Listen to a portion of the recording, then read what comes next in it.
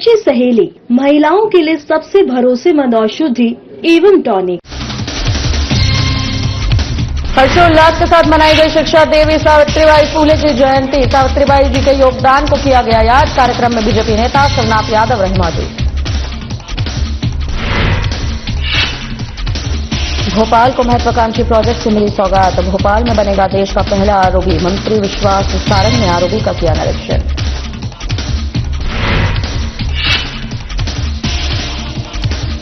मध्य प्रदेश के सूजापुर में बनेगा पहला गांव चिकित्सालय। 5 करोड़ की लागत से बनेगा गांव चिकित्सालय। 14 जनवरी को होगा भूमि पूजन।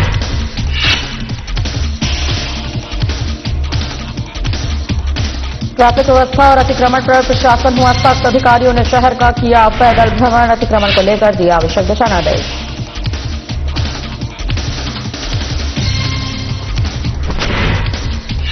कड़ाके की ठंड का दौर है जारी। सुबह 10 बजे तक भी छाया रहा घना कोहरा। वाहन चालकों को हुई परेशानी।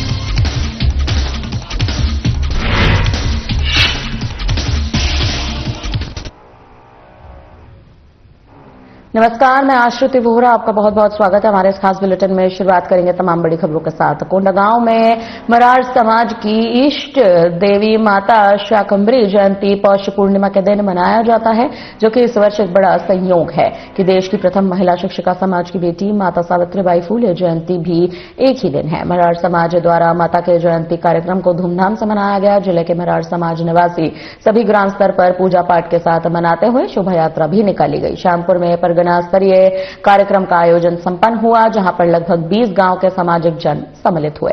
कार्यक्रम में मुख्य अतिथि के रूप में कोंडागांव विधानसभा क्षेत्र के स्थानीय विधायक लता उसेंडी के हाथों माता शाकंभरी मंदिर निर्माण कार्य का भी भूमि पूजन किया गया। सामाजिक जनों द्वारा श्यामपुर नगर में भव्य शोभा यात्रा निकाली गई। साथ ही माता की झांकी भी निकाली गई, जो कि प्रमुख आकर्षण का केंद्र रहा।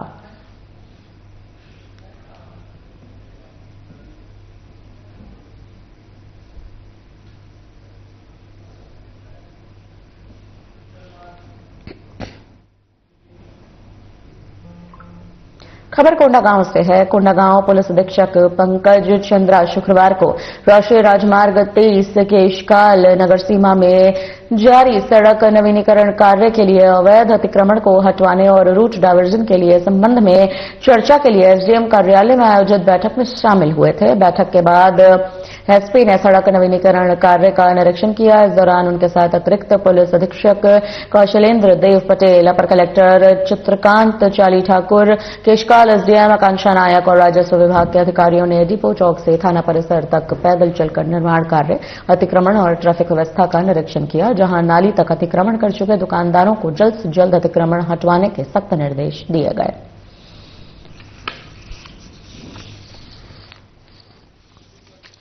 आपको बताते चलें कि कोंडागांव से ये खबर है। कोंडागांव में ट्रैफिक व्यवस्था और अतिक्रमण पर प्रशासन सख्त हो चुका है। अधिकारियों ने शहर का पैदल भ्रमण किया है। अतिक्रमण को लेकर आवश्यक दिशा निर्देश दिए गए हैं। कोंडागांव पुलिस अधीक्षक पंकज चंद्रा ने शुक्रवार को राष्ट्रीय राजमार्ग केशकाल नगर सीमा में जारी सड़क नवीनीकरण कार्य के लिए अवैध अतिक्रमण को हटवाने और रूट डायवर्जन के संबंध में चर्चा की। एसडीएम कार्यालय पहुंचे, बैठक में शामिल हुए। बैठक के बाद कई बड़े निर्देश दिए गए। अधिकारियों ने शहर का पैदल भ्रमण किया।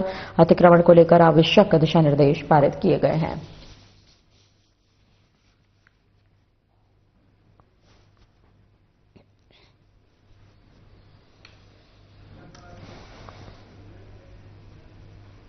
कोंडागांव बस्तर विकास प्राधिकरण की उपाध्यक्ष और कोंडागांव विधायक लता उसेंडी ने शनिवार को माकड़ी विकासखंड के ग्राम भिड़ागांव को हाई स्कूल भवन निर्माण कार्य की सौगात दी। उन्होंने 70.23 लाख रुपए की लागत से हाई स्कूल भवन निर्माण कार्य का भूमि पूजन किया। विधायक ने कार्यक्रम को संबोधित करते हुए कहा कि हाई स्कूल के पक्के भवन के निर्माण से विद्यार्थियों को बेहतर अधोसंरचना उपलब्ध होगी, जिससे उन्हें गुणवत्तापूर्ण शिक्षा की सुविधा भी मिल सकेगी। इस दौरान जनपद अध्यक्ष जुगबती पोयाम, जिला पंचायत सदस्य भगवती नेताम, जनपद सदस्य रामलाल मरकाम, पन्नालाल नेताम सहित अन्य जनप्रतिनिधिगण भी उपस्थित रहे।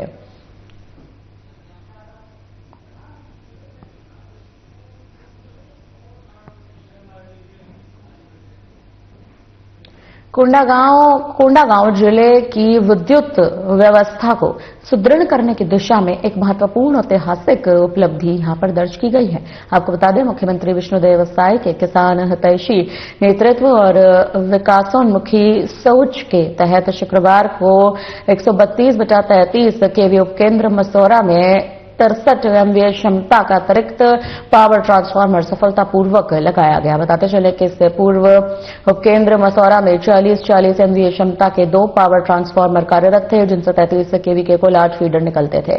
इन फीडरों के माध्यम से कोंडागांव, फरसगांव और माकड़ी विकास खंड के संपूर्ण क्षेत्र और बड़ेराजपुर विकासखंड के आंशिक क्षेत्र को विद्युत आपूर्ति भी की जाती है। वहीं केशकाल विकासखंड के संपूर्ण क्षेत्र और बड़ेराजपुर के शेष भाग को 132/33 केवी उपकेंद्र कांकेर से विद्युत आपूर्ति प्राप्त होती है।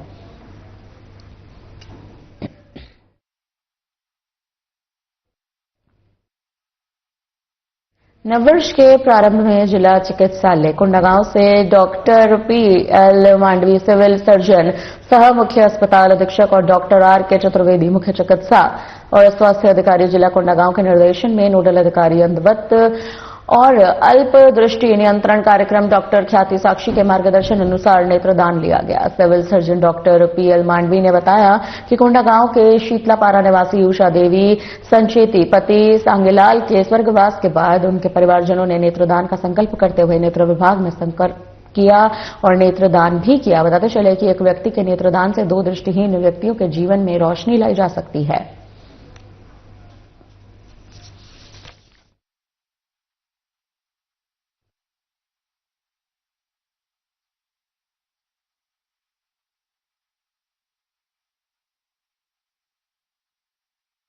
खबर बेहर से सामने आ रही है, जहां देश की पहली महिला अध्यापिका और नारी मुक्ति आंदोलन की प्रेरिता, महान समाज सेविका और शिक्षा की देवी माता सावित्रीबाई फूले की जयंती बैगा टोला वार्ड नंबर 6 में हर्षोल्लास के साथ मनाई गई। कार्यक्रम में बीजेपी नेता शिवनाथ यादव, पूर्व उपाध्यक्ष प्रमोद मिश्रा भी मौजूद रहे।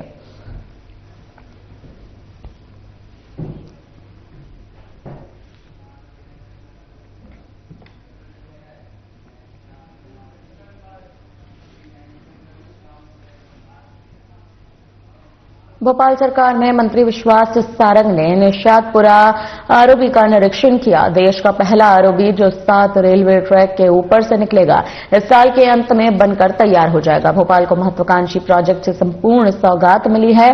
नया और पुराना भोपाल करोंद छोला क्षेत्र से जुड़ जाएगा। आरओबी भोपाल स्टेशन प्लेटफॉर्म 1 से छोला खेड़ापति हनुमान मंदिर तक पहुंचेगा। आरओबी के निर्माण से लगभग 9 लाख नागरिक लाभान्वित होंगे। आपको बताते चले, पीडब्ल्यूडी, रेलवे, एफएसआई सहित संबंधित विभागों में समन्वय के लिए कमेटी बनाई गई है। नए और पुराने भोपाल से छोला क्षेत्र के साथ ही एयरपोर्ट तक जाने के लिए भी सुविधाजनक होगा।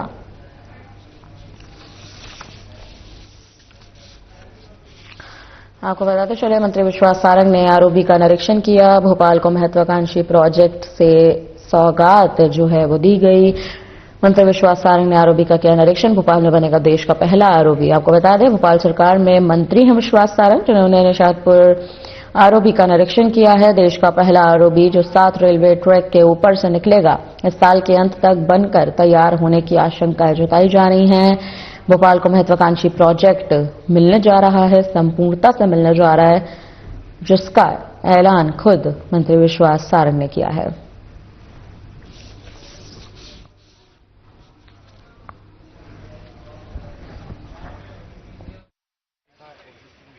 हमारा एक बहुत ही महत्वाकांक्षी प्रोजेक्ट, जिसमें भोपाल रेलवे स्टेशन को अब सीधे छोला क्षेत्र और करोंद क्षेत्र से जोड़ने का आरओबी बन रहा है।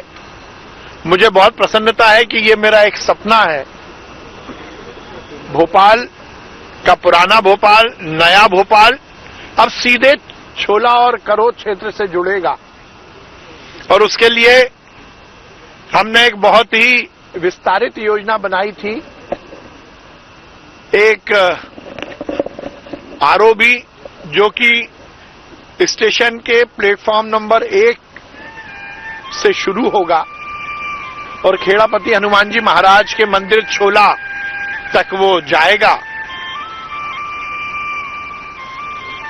ये लगभग 7 रेलवे ट्रैक पर बनने वाला शायद देश का इकलौता ही आरओबी होगा। इतना लंबा स्पान का, इतना लंबी दूरी का आरओबी 6 रेलवे ट्रैक पर शायद देश में बहुत कम जगह होगा या होगा ही नहीं। इससे करोड़ क्षेत्र, छोला क्षेत्र सीधे सीधे नए भोपाल से, स्टेशन से और पुराने भोपाल से जुड़ जाएगा। जहां एक और इस संपूर्ण क्षेत्र में लोगों को आवागमन की सुविधा मिलेगी, तो उसके साथ साथ व्यापार के भी नए अवसर सृजित होंगे। 7 किलोमीटर दूर पहाड़ी क्षेत्र करीब 5 करोड़ रुपए की लागत से मध्य प्रदेश का पहला गौ चिकित्सालय रतलाम जिले के पिपलौदा तहसील के अंतर्गत ग्राम सूजापुर में श्री कामधेनु शक्तिपीठ की ओर से 100 बीघा जमीन में बनेगा। 14 जनवरी को इसका भूमि पूजन होगा और पूरे निर्माण में 2 साल भी लगेंगे। गौ क्रांतिकारी संत स्वामी गौ शरणानंद जी महाराज ने मीडिया से बातचीत की, बताया कि दाता देवी फाउंडेशन की ओर से नवनिर्माणाधीन गौ चिकित्सालय में गायों के लिए 100 वार्ड बनेंगे, जहां गौवंश को भी इलाज किया जाएगा। एम्बुलेंस की व्यवस्था भी यहां पर की जानी है।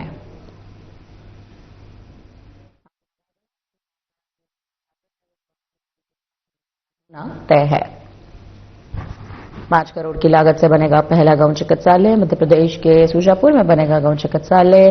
14 जनवरी को इसका भूमि पूजन होना तय है। गांव के वार्ड में इलाज भी होगा।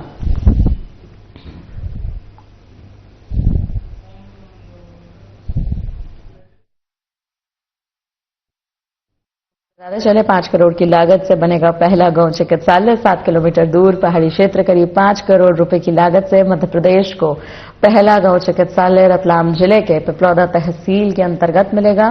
14 जनवरी को इसका भूमि पूजन होगा। पूरे निर्माण में 2 साल लगने जा रहे हैं। बताते चले, दाता देवी फाउंडेशन की ओर से नवनिर्माणाधीन गौ चिकित्सालय में गायों के लिए 100 वार्ड बनेंगे।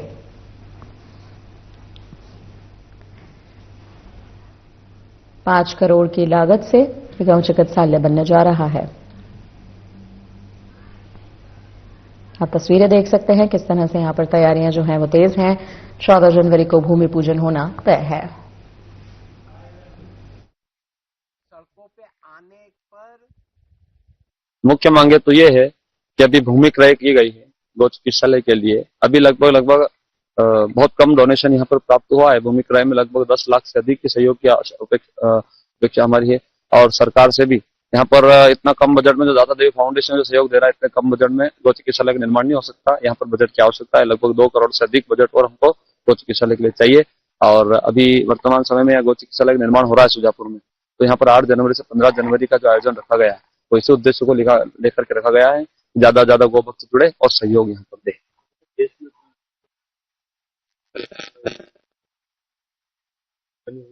हमारे गोपाल परिवार के द्वारा तो लगभग 500 से अधिक गौशाला संचालित हो रही है, लेकिन 16-17 गौ चिकित्सालय का निर्माण या 16वां-17वां गौ चिकित्सालय यहाँ पर निर्माण होगा।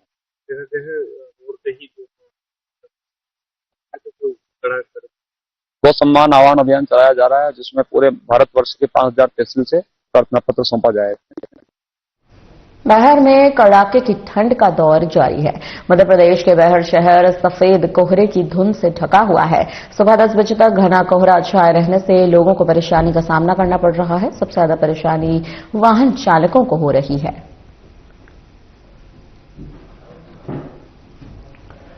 कड़ाके की ठंड का दौर जारी। आपको बता दें, बहर में कड़ाके की ठंड से वाहन चालकों को खासा परेशानी का सामना करना पड़ रहा है। लोग घर में कैद हो चुके हैं। वाहन चालकों के लिए मुसीबत बढ़ चुकी है। सुबह 10 बजे तक भी घना कोहरा छाया हुआ है।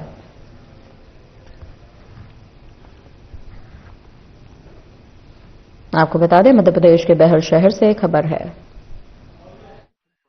बहियर में आज सुबह से कोहरे से धुंध से पूरा बहियर ढका हुआ है। वाहन चालक अपनी वाहन को खड़े करके धुंध हटने का इंतजार कर रहे हैं। आज सुबह से ही पूरा क्षेत्र कोहरे से ढका हुआ है। यहाँ पर लोग गर्म कपड़े का सहारा ले रहे हैं, आग तापने के लिए मजबूर है। बहियर वैसे ही घनघोर जंगल के बीच में बसा हुआ है। यहाँ पर कड़ाके की ठंड पड़ती है। और यहाँ पर समय समय पर कोहरे की धुंध से ये क्षेत्र ढक जाता है। आए दिन वाहन चालकों को वाहन चलाने में भारी दिक्कतों का सामना करना पड़ता है। कोहरे हटने का इंतजार यहाँ पर वाहन चालक करते हैं। साधारण उच्च चैनल से कैमरामैन प्रकाश के साथ देवदत्त धानी सर बैठक।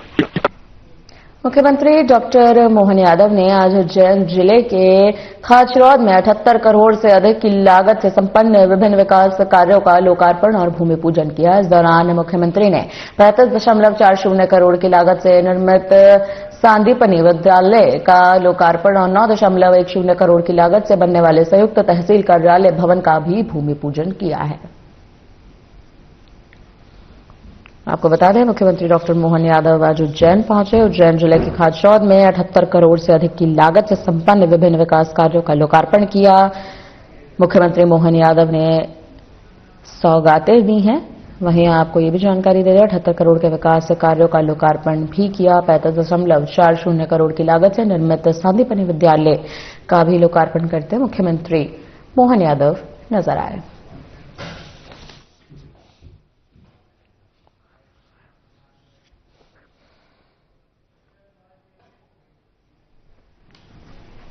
अनुविभागीय अधिकारी राजस्व बहर अर्पित गुप्ता आईएएस की ओर से सिविल अस्पताल बहर का औचक निरीक्षण किया गया। निरीक्षण के दौरान अस्पताल की व्यवस्थाओं में गंभीर लापरवाही और अव्यवस्था देखी गई। यहां तक कि अधिकारी चिकित्सक ड्यूटी पर उपस्थित नहीं पाए गए। पूछताछ में पता चला कि वे लंच करने के लिए गए हुए थे, जबकि निर्धारित अवकाश समय समाप्त हो चुका था। इसके साथ ही अस्पताल परिसर में व्यापक गंदगी पाई गई। स्वच्छता व्यवस्था असंतोषजनक स्थिति में भी देखी गई थी। अनुविभागीय अधिकारियों का औचक निरीक्षण, सिविल अस्पताल का औचक निरीक्षण किया गया। आपको बता दें, अनुविभागीय अधिकारी राजस्व बहर अर्पित गुप्ता जो कि एक आईएएस है, उनकी ओर से सिविल अस्पताल का औचक निरीक्षण किया गया। निरीक्षण के दौरान कई तरह की कमियां निकाली गई। अस्पताल की व्यवस्थाओं पर गंभीर सवाल उठाए गए, लापरवाही देखी गई। आप देख सकते हैं किस तरह से यहां पर जो तस्वीरें हैं वो सामने आ रही हैं। औचक निरीक्षण के दौरान कई अव्यवस्थाएं यहां पर घटित होती नजर आई हैं।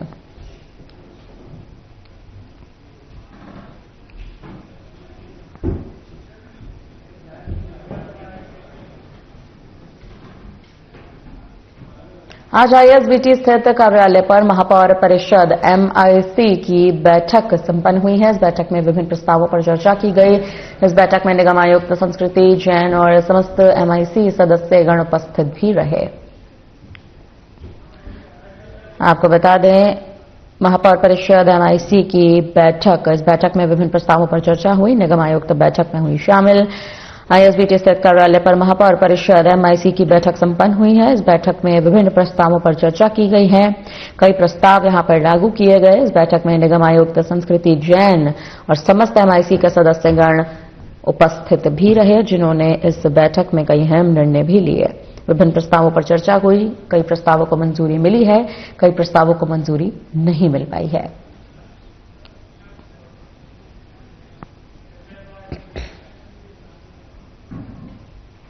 भारतीय श्रमजीवी पत्रकार संघ नई दिल्ली की राज्य इकाई journalist union of Madhya Pradesh के विदिशा जिले की तहसील में हुए राज्य स्तरीय पत्रकार सम्मेलन का आयोजन राज्य मंत्री नारायण सिंह पवार के मुख्य अतिथि में संपन्न हुआ, जिसमें संगठन के राष्ट्रीय महासचिव डॉक्टर नवीनानंद जोशी, प्रांतीय अध्यक्ष डॉक्टर अरुण सक्सेना और अतिथियों की ओर से साधना प्लस न्यूज के काडरवाला संवाददाता आशीष राय को साफ और स्वच्छ पत्रकारिता में समर्पित होकर जनहित में कार्य करने के लिए सम्मान पत्र भेंट किया गया, सम्मानित किया गया।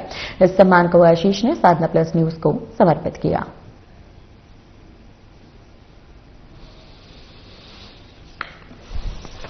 आपको बता दें, राज्य स्तरीय पत्रकार सम्मेलन का आयोजन साधना प्लस न्यूज संवाददाता को सम्मानित किया गया है। संवाददाता आशीष राय को किया गया सम्मानित। साफ स्वच्छ पत्रकारिता करने के लिए दिया गया उन्हें अहम सम्मान। आपको बता दें कि जनहित में कार्य करने के लिए सम्मान पत्र भेजकर सम्मानित किया गया। इस सम्मान को आशीष ने साधना प्लस न्यूज को खुद समर्पित किया है।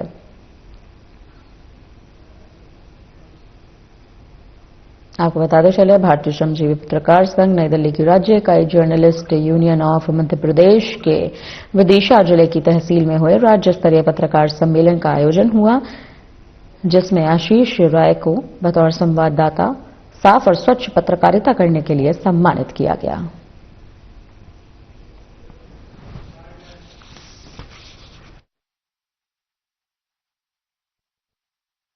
देखिए, journalist union of Madhya Pradesh jump, आज उसका यहाँ पर प्रदेश स्तरीय कार्यक्रम था। हमारे यहाँ सिरोंज इकाई के यशस्वी अध्यक्ष रघुवीर प्रजापति जी के नेतृत्व में ये आयोजन किया गया। लंबे समय से ये जब यूनिट बनी थी तब से समय प्रदेश से मांग रहे थे, पर किन्हीं व्यवस्थाओं के कारण समय नहीं मिल पाया और आज वो दिन आ गया जब इस मध्य प्रदेश के 2 मंत्री, 5 विधायक और 1 सांसद की उपस्थिति में हमारे राष्ट्रीय महासचिव डॉक्टर नवीन आनंद जोशी जी और वरिष्ठ पत्रकार मां सरस्वती के भरत पुत्र रमेश शर्मा जी और पूरी मध्य प्रदेश की जम टीम के सानिध्य में आज कार्यक्रम हुआ।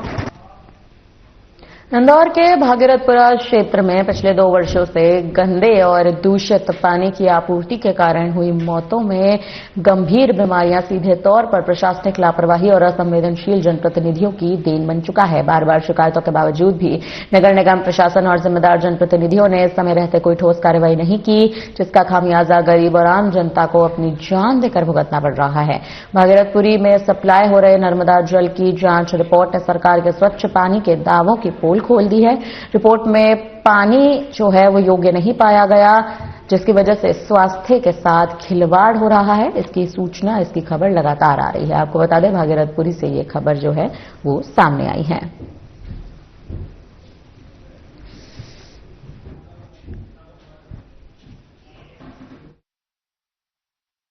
भारतीय जनता पार्टी बार बार कहती है डबल इंजन की सरकार। इंदौर में तो भारतीय जनता पार्टी की आपकी अगर बोला जाए तो 5 इंजन इन्हीं के हैं, क्योंकि ट्रिपल सुना होगा आपने, 9 के 9 विधायक भारतीय जनता पार्टी के हैं, सांसद भारतीय जनता पार्टी का है, पार्षद भारतीय जनता पार्टी के हैं और तो और वहां से महापौर भारतीय जनता पार्टी का है और कैलाश विजयवर्गीय जी स्वयं वहां से हैं, वो नगरीय प्रशासन मंत्री हैं। इंदौर को बार बार स्वच्छता में लगातार कई सालों से अवार्ड मिल रहा है। स्वच्छता के मानक होते हैं, क्या मानकों के साथ खिलवाड़ किया गया है? सुनने में आ रहा है, जो रिपोर्ट आई है एक प्रतिष्ठित अखबार ने छापी है कि लगातार 2 साल से दूषित पानी की शिकायत थी वहां पर। राजधानी भोपाल में आजाद शिक्षक संघ ने अपनी मांगों को लेकर प्रदर्शन किया है, जिसमें प्रांत अध्यक्ष भारत पटेल ने मीडिया से बातचीत करते हुए कहा कि शिक्षक संघ के बैनर तले शिक्षकों ने अपनी विभिन्न मांगों को लेकर प्रदर्शन किया। लंबे समय से उनकी मांगें लंबित हैं, लेकिन संबंधित विभाग और सरकार की ओर से कोई भी ठोस निर्णय नहीं लिया जा रहा है। इससे शिक्षकों में गहरा रोष व्याप्त है। आपको बता दें, सड़कों पर उतरे आजाद शिक्षक संघ के कार्यकर्ता अपनी मांगों को लेकर उन्होंने प्रदर्शन किया। विभिन्न मांगों को लेकर प्रदर्शन किया गया।